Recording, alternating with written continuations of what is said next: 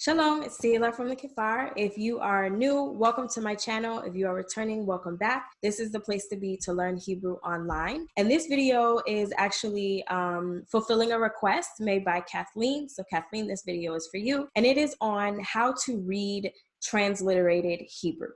So transliteration is when you write the words of one language using the letters or the writing system of another language. So essentially for Hebrew, when we see Hebrew words that are written out using English letters, how do you read them? How do you pronounce them? Okay, it's not always straightforward, especially because we know in English, letters can be pronounced in different ways. We have multiple sounds for the various vowels. So it's not always cut and dry or clear on how you pronounce Hebrew words that are written in English letters. Okay, so I'm gonna just give you an overview on how you can do that. So we'll start with the vowels and then I'll go on to a couple of the consonant combinations, okay, the digraphs.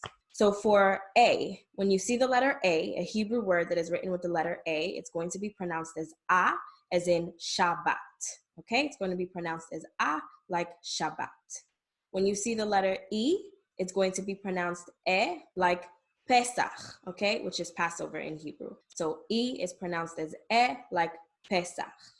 When you see the letter O, it's going to be pronounced as O, like in Shalom. So the letter O, it's going to say its name.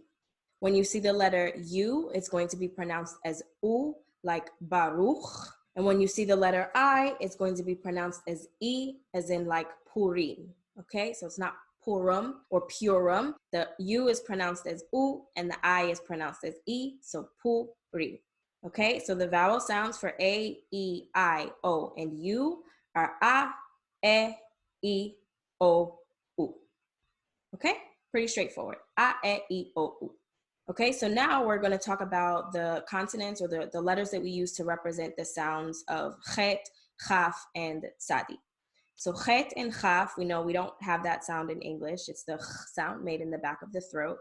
And it's usually represented by the letters C and H, okay? Like again with the word baruch or with lechem, okay? The ch sound is not native to Hebrew. So whenever you see C and H, you're pronouncing it as ch, like baruch or lechem, okay? Amotzi lechem.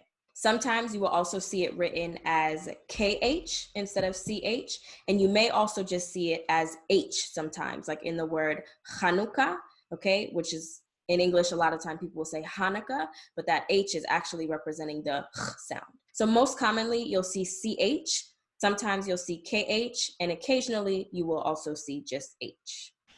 Okay, so that's the chet or the chaf sound.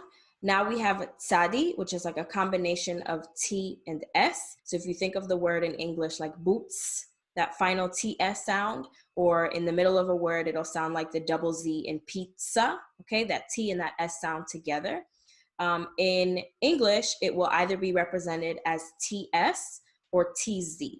And again, it's that same T sound that's made by the double Z, as in pizza, or the TS that you have at the end of a word like boots, okay? So for instance, hamotzi, okay? You might see hamotzi written with T and S or with T and Z, okay? And the last thing that I want to point out is that when you have multiple vowels that are written or like back to back in a Hebrew word that's written with English letters, you want to pronounce each of those vowels. So for instance, with the word Yisrael, okay, Israel in Hebrew, the A and the E are pronounced separately, okay? We're not putting them together like how we say Israel in English, it's Yisrael. Okay, and another example is with the word tapuach, okay, which is an apple. You see that U and that A together, don't put them together. They're two different vowels and you need to pronounce them both. Okay, so tapuach. Okay, so that's it. Just to sum it up, the vowel sounds are A, E, O, U, and then C and H together are ch. Okay, sometimes it'll be represented not by a C and H, but also by a KH, and sometimes also with just H.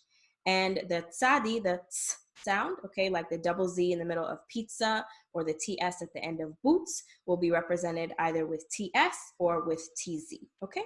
So that sums it up. If you have any questions about transliterations or how to read or how to write things out using English letters, let me know them in the comments below. Otherwise, like this video, share it, subscribe to my channel. Again, if there are other topics that you would like for me to create videos on, let me know them in the comments below. And that's it. Zeo, I'll see you for the next video. Peace out.